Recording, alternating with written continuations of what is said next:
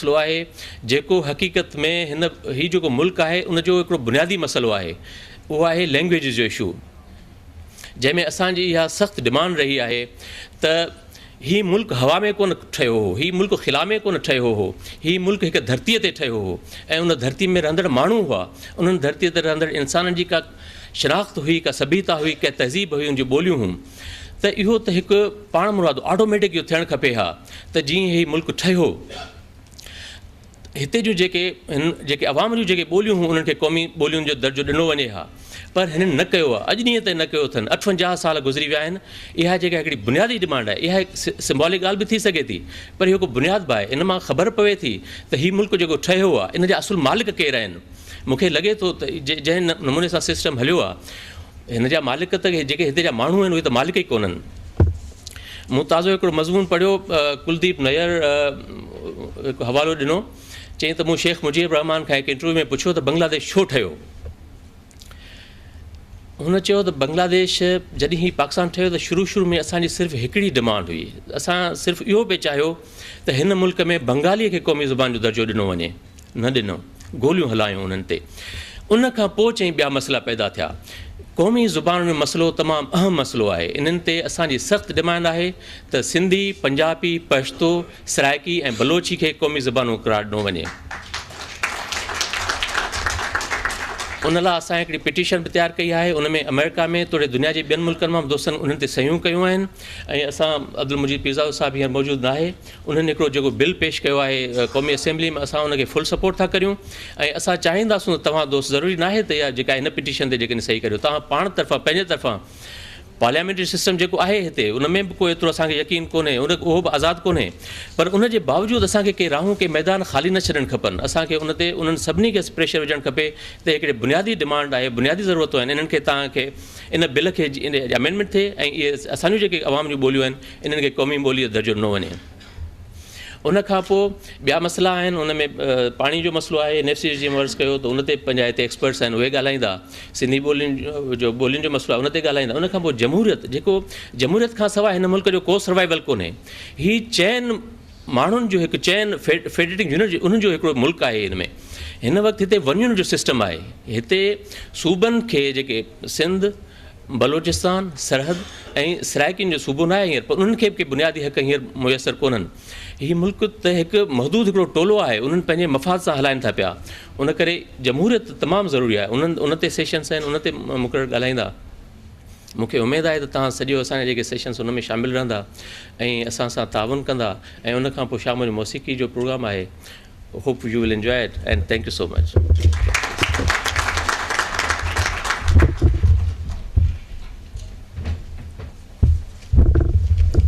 साईं, असांजी सिंध जी जेका मौजूदा सूरत हाल आहे त हिते शाह साईं जो हिकिड़ो बैत ॾाढो सुठो उन सां लॻे थो, ठहिके थो ऐं असां सभिनी खे गॾिजी इहा कोशिशि करणी आहे त इहे जेके मलाह जूं महमेज़ूं आहिनि इन्हनि खे कहिड़े तरीक़े खां पाण खां हटायूं।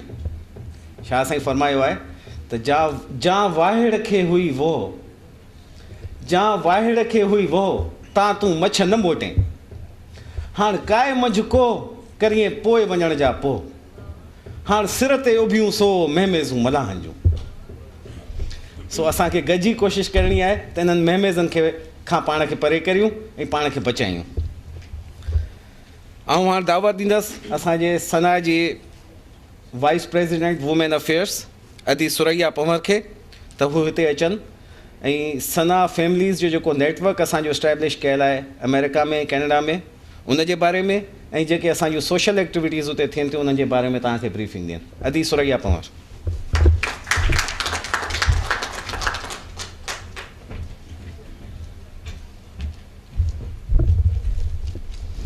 अस्सलाम वालेकुम हाज़रीन। मां साना जे मेंबरनि ऐं ईसी पारां तव्हांजो शुक्रियो अदा करियां थी जो तव्हां हिन कन्वेंशन में शरीक थिया आहियो। असांखे उमेदु आहे त तव्हांजे ताउन ऐं हिमत अफ़ज़ाई सां हीउ प्रोग्राम कामयाबु थींदो ऐं असां हिन कन्वेंशन जे मुनक़िद करण लाइ जेके मक़सद बयानु कया आहिनि उन्हनि खे हासिलु करे सघंदासीं। हाज़रीन, हीउ हिकु फितरी अमल आहे त अहिड़ा माण्हू जिन जो तारीख़ी वरिसो हिकु हुजे, ॿोली हिकु हुजे, तहज़ीब ऐं सक़ाफ़त हिकु हुजे, क़ौमी मफ़ाद हिकु जहिड़ा हुजनि, उन्हनि जी इहा कोशिशि हूंदी आहे ऐं चाहत हूंदी आहे त इहे पाण में राब्ते में रहनि ऐं समाजी तरह उन्हनि जी हिक ॿिए सां उथ वेह हुजे। साॻिए नमूने सां अमेरिका ऐं कैनेडा में रहंदड़ माण्हुनि जी बि इहा ख़्वाहिश हुई त इहे अहिड़ी का तंज़ीम हुजे जेका उन्हनि खे अहिड़ो प्लेटफॉर्म मुहैया करे सघे। उन्हनि ज़रूरत खे नज़र में रखंदे अॼु खां 21 साल अॻु Sindhi Association of North America SANA वजूद में आई। साना असांखे अहिड़ो प्लेटफॉर्म मुहैया कयो जंहिंजे ज़रिए अमेरिका ऐं कैनेडा में रहंदड़ सिंधियुनि जो राब्तो ऐं तालुक़ु पैदा थियो। अॼु असां साना में ईअं महसूसु कंदा आहियूं जीअं हिकु ॿरंदड़ रणपट में हिकु चश्मो ऐं हिकु घाटे छांव वारो वणु हुजे जंहिंजे हेठां असां गॾिजी वेही सघूं। असां उत्तर अमेरिका में बाक़ाइदगी सां हिकु सालियानो कन्वेंशन मुनक़िद कंदा आहियूं जंहिंमें उते रहंदड़ सभई ख़ानदान शिरकत कंदा आहिनि। उहे 2 या 3 ॾींहं उते हिकु नंढिड़ो ॻोठु बणाए छॾींदा आहियूं जंहिंमें असां पंहिंजी ॿोली, तहज़ीब, सक़ाफ़त ऐं मौसीक़ी जे वेझो हूंदा आहियूं। नंढा वॾा, औरतूं, मर्द, ॿार सभु सिंधियुनि जो जज़्बो महसूसु कंदा आहिनि। उनखां अलावा असां मुख़्तलिफ़ शहरनि में इलाक़ाई गॾिजाणियूं कंदा रहंदा आहियूं ऐं जंहिंमें भर पासे वारा रहंदड़ सिंधी शामिलु थींदा आहिनि। अहिड़ी तरह उन्हनि सभिनी जो पाण में गहरो राब्तो रहंदो आहे। असां अमेरिका ऐं कैनेडा में ईंदड़ नवनि सिंधियुनि खे ख़ुशि आमदीद कंदा आहियूं ऐं उन्हनि जी हर तरह सां हर मुमकिन मदद करण जी कोशिशि कंदा आहियूं। समाजी मसइलनि जे हल लाइ बि हिकु साना फैमिलीज़ नेटवर्क आहे। इहो बाक़ाइदगी सां कमु करे रहियो आहे। असांखे उमेदु आहे त असांजी तंज़ीम अॻिते बि असां सभिनी लाइ सिंध खां ॿाहिरि सिंध साबित थींदी। महिरबानी।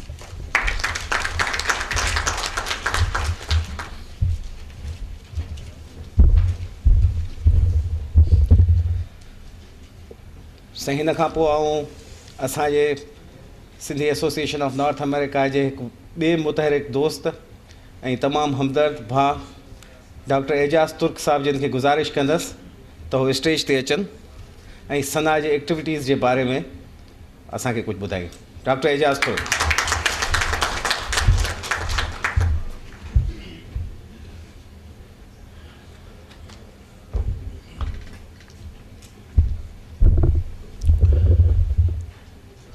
विया जे अमीक ॾे मुंहुं काओ ॾेई तिन सोझे सिपूं कढियूं पातारां पेही पसंदा से अमुल अखड़ियुनि से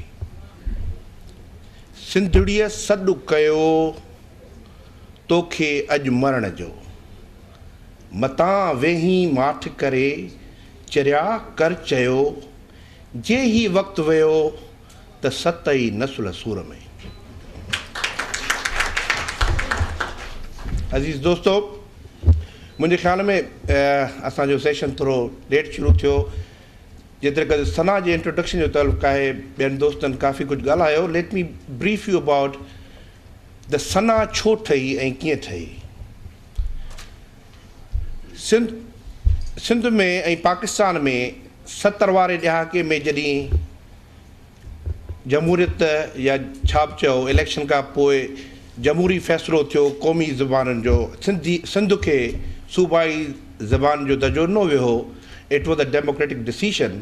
उन जे ख़िलाफ़ु जॾहिं हिते तहरुक थियो सिंधी अवाम जे ख़िलाफ़ु, काफ़ी माण्हू मारिया विया ऐं ॾाढो वायलेंस थियो। उन वक़्त में उते छो जो सिंधी माण्हू जेके माइग्रेट करे विया अमेरिका, उन्हनि जी शुरूआति थी 70 वारे ॾहाके में। त उन्हनि इहा बेचैनी ॾिसी करे उन्हनि चयो त कुझु हिते कयूं। उन वक़्त खां वठी हिकिड़ी कोशिशूं जारी थियूं मुख़्तलिफ़ शिकिलुनि में। फाइनली 1983 ऐं 85 वारी जेका मूवमेंट थी, स्पेशली 1983 वारी मूवमेंट जेका MRD पाकिस्तान में जमहूरियत जे ख़िलाफ़ु, सिंध जे अवाम अकेले सिर पाकिस्तान में सिंध जी अवाम पाकिस्तान ठाहियो ऐं उन खां पोइ जमहूरियत लाइ क़ुर्बानियूं ॾिनियूं ऐं उन में बि असांजे सिंधी अवाम ते तशदुद कयो वियो, सिंधी माण्हुनि खे मारियो वियो। सिंध में असांजा शहरनि मां लॾ पढ़ाइणु शुरू थी। मूंखे यादि आहे हैदराबाद में मां वॾो थियुसि, उहे पाड़ा उहे घिटियूं जिते हूंदा हुआसीं हाणे उहे असांजे हथ में न आहिनि। त उन वक़्त में बेचैनी थी ऐं असांजे दोस्तनि गॾिजी करे इहा सना जो वजूदु विधो जेका अॼु ताईं पोयनि 21 सालनि खां मुतहरिक आहे। ऐं सिंध जे जेके बि समाजी मसइला आहिनि या इलाही माण्हू इहो सुवालु कंदा बाबा सिंध सना जेका आहे is it a political organisation or it's not a political organisation. This is हिकिड़ो मिथ आहे, अञा ताईं माण्हू ॿिया सुवाल कंदा आहिनि त SANA is a non political organisation but you can not separate politics from social issues. कंहिं पे चयो साईं तव्हां कालाबाग डैम जे ख़िलाफ़ु था ॻाल्हायो त पॉलिटिकल इशू आहे, सिंधी ॿोली ज़बान, these are not political issues. Sana is a non-profit organization. When we say we are not political means we do not participate, we do not support any electoral movement. Election में असीं कंहिं बि सियासी जमायत आया हिते या अमेरिका में उन्हनि खे सपोर्ट न कंदा आहियूं, पर जेके इश्यूज़ आहिनि सिंध जा या पाकिस्तान में सोशल इश्यूज़ आहिनि उनखे तव्हां सियासी चओ, नौकरियुनि जो मसइलो आहे, ॿोलीअ जो मसइलो आहे, पाणीअ जो मसइलो आहे, डेमोक्रेसी जो मसइलो आहे।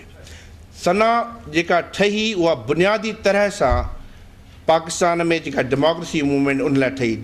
इन जे करे SANA is the only Sindhi organisation overseas जेका डेमोक्रेटिक ऑर्गेनाइज़ेशन आहे। हर ॿिए साल असांजी इलेक्शन थींदी आहे, असांजा अकाउंट्स असांजी इलेक्शनूं बिल्कुलु ट्रांसपेरेंट हूंदियूं आहिनि।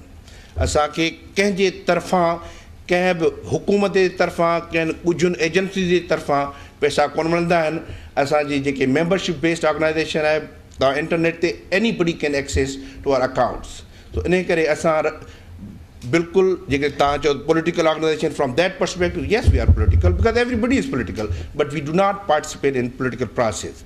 बाक़ी रहिया कहिड़ियूं कहिड़ियूं असीं कमु करे सघूं था। अमेरिका में रही करे मुख़्तलिफ़ मसइलनि ते, पाणीअ जे मसइले ते या ॿोली जे मसइले ते, डेमोक्रेसी मसइले ते असां मुख़्तलिफ़ दुनिया जे जेके एजेंसीज़ आहिनि, suppose American government, United nation, human rights, world bank, इन्हनि इदारनि सां असां उन्हनि सां करस्पॉन्डेंस कई आहे। ऐं अज़ीज़ नारजी साहब उन्हनि खे काफ़ी कुझु लिखियो आहे, उनखे असांखे रिस्पॉन्स बि मिलियो आहे। त उन सिलसिले में बि असीं कमु कयूं था पिया। सोशल इश्यूज़ में सना छा थी करे हुते त सभिनी सना इज़ हिकिड़ी क़िस्म अम्ब्रेला ऑर्गेनाइज़ेशन आहे जंहिंजे करे सभु सिंधी गॾु थिया आहिनि। ॾिठो वञे त जेके बि ॿियूं अमेरिका में या पाकिस्तान खां ॿाहिरि ऑर्गेनाइज़ेशन ठहियूं आहिनि उहे उन्हनि जा every person is a member of Sana. So we are basically an umbrella organization. ऐं असांजो कंहिंसां को इख़्तिलाफ़ या कोन्हे कोई जेके परसेप्शन आहे। बाक़ी ॿिया जेके इशूज़ आहिनि, I think the most important issue where SANA can play a very important role and we must play and we will play a role is education because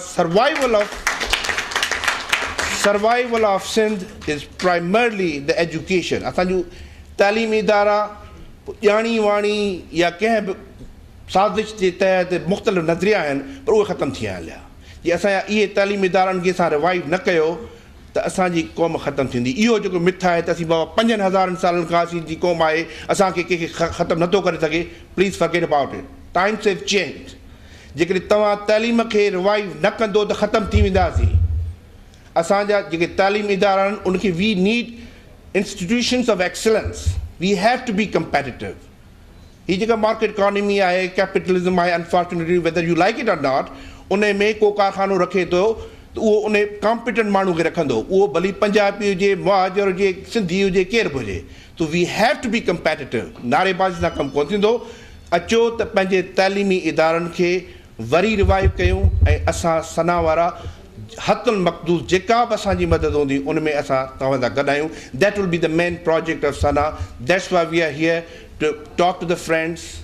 ऐं जीअं ज़ैबिस्ट आहे या इसरा आहे, इहे ॿ सुठा इदारा आहिनि, उन्हनि सां गॾिजी करे ऐं ॿियनि इदारनि सां करे we will try to revive education in Sindh. Thank U sir. महिरबानी तुर्क साहब। साईं तुर्क साहब जिन तइलीम जे हवाले सां तमामु सुठी ॻाल्हि कई ऐं सना जी तमामु कोशिशि आई आहे त एजुकेशन जे मैदान में सिंध खे जेका बि असिस्टेंस असां ॾेई सघूं था उन ॾियण में असां पंहिंजो किरदारु अदा करियूं। उन सिलसिले में असां हिकिड़ी नंढड़ी काविश शुरू कई आहे जो असां doctor Firoz Ahmed memorial fund जे नाले सां, डॉक्टर फ़िरोज़ अहमद असांजे सना जो बानी मेंबर हो जेको हिन दुनिया में हाणे न आहे, उन्हनि जे नाले सां असां फेम फंड जो बुनियादु विधो आहे जेको सिंध जे ज़हीन ॿारनि खे स्कॉलरशिप्स मुहैया करे थो। इन बारे में मज़ीद डिटेल्स ॾियण जे लाइ आउं दावत ॾींदुसि अदा ग़ुलाम मुहिउद्दीन मेमण साहब खे, जेके रीजनल सेक्रेटरी आहिनि सना जा, त उहे अचनि ऐं फेम फंड जे बारे में तव्हांखे कुझु ॿुधाइनि।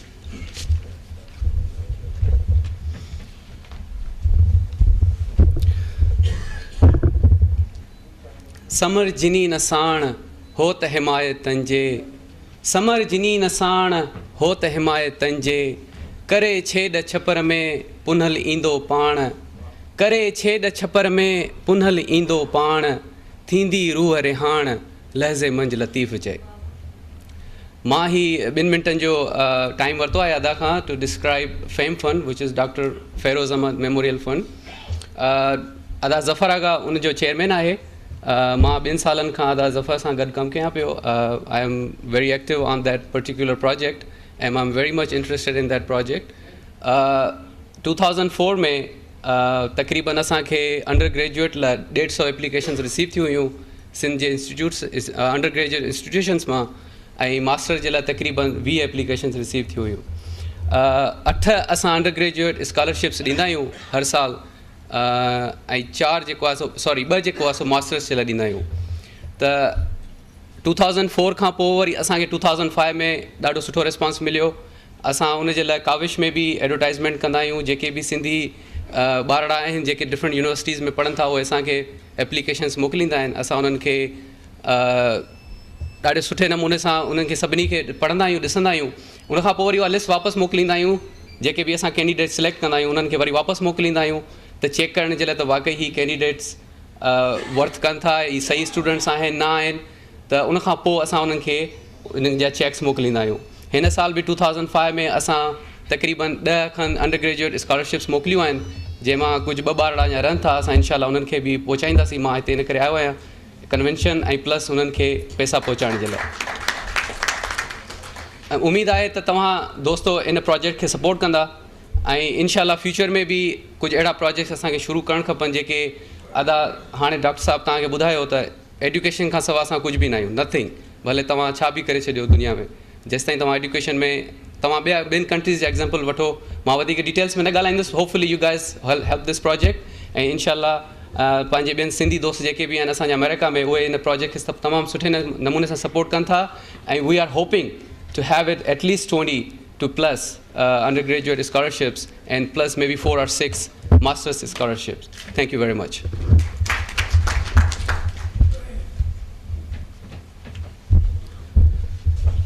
साईं तव्हां सभिनी खे हिकिड़ी गुज़ारिश आहे त पंहिंजूं मोबाइल फ़ोन्स खे या स्विच ऑफ करियो या इन्हनि खे साइलेंट मोड ते रखो त जीअं प्रोग्राम जी कार्रवाई पुरसुकून तरीक़े सां हली सघे। महिरबानी। ऐं हाणे दावत ॾींदुसि डॉक्टर मज़हर ख़्वाजा खे, जेके सेक्रेटरिस्ट आहिनि बाय प्रोफेशन, त उहे हिते अचनि ऐं जेके रोज़मरह जा जेके प्रॉब्लम्स आहिनि, जेके इशूज़ ख़ासि तौर ते असांजा नौजवान दोस्त फेस कनि था हिन मसरूफ़ ऐं स्ट्रेसफुल लाइफ में, उन्हनि जे लाइ असांखे ॿुधाइनि त उहे पंहिंजी ज़िंदगी खे सुकून, इत्मीनान ऐं ख़ुशीअ सां कहिड़े तरीक़े सां गुज़ारे सघनि था। ऐं गुज़ारिश कंदुसि डॉक्टर मज़हर ख़्वाजा खे त उहे स्टेज ते अचनि प्लीज़।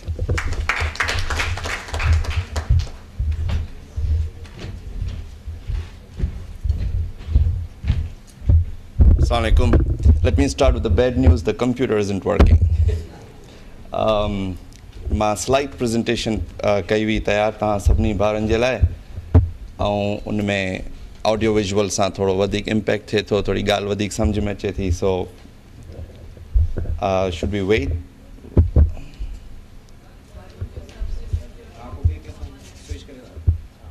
कन्वेंशन में असां इहा रवायत विधी हुई त ज़िंदगीअ जे मुख़्तलिफ़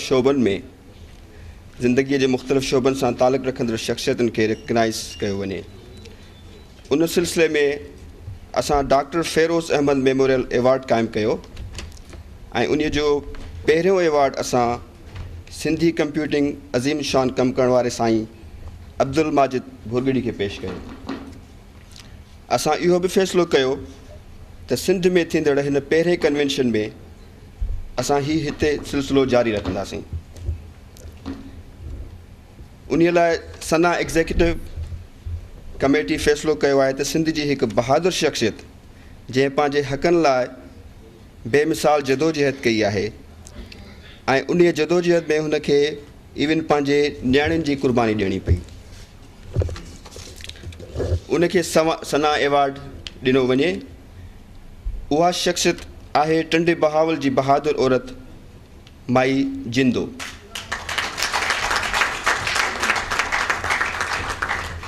तव्हां सभिनी खे उन जी क़ुर्बानीनि जी पूरी रीति ॼाण हूंदी। असां उनखे हिते घुराइण जे बजाए इहो फ़ैसिलो कयो आहे त उनखे उनजे ॻोठु वञी एवॉर्ड बि ॾींदासीं ऐं जेका थी सघे सना जे तरफ़ां फाइनेंशियल सपोर्ट बि कंदासीं। उन खां अलावा असां सना ॿोली कमेटी जे बहितरीनु कमु करण ते सना जे कोऑर्डिनेटर सजाद सिद्दीकी ऐं उन सां गॾु ॿ मेंबर्स आहिनि जेके कमु कनि था, नसरत ख्वाजा ऐं नवीद ख्वाजा खे बि सर्टिफिकेट ऑफ एप्रिसिएशन ॾींदासीं। इन खां अॻु बि मां पंहिंजी जाइ वठां शाह साईं जो मां बि हिकिड़ो